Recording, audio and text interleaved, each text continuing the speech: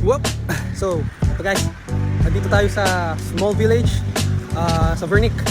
Yan, papakita ko sa inyo small park dito. Tsaka yung simpleng lugar na ito. Napakaganda. Tara, pakita ko sa inyo. Up! Yan.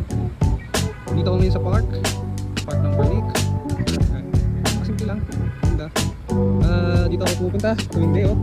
Day off ko. Pasyal lang dito. Yan, nandiyan yung health station nila. Yung butika.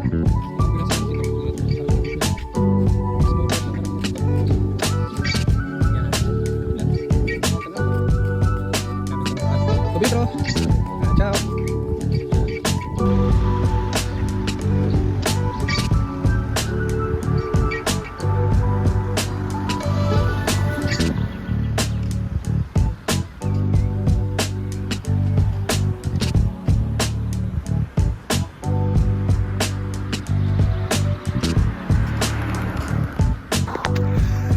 Papakita ko kayo sa simbahan dito, Orthodox Church.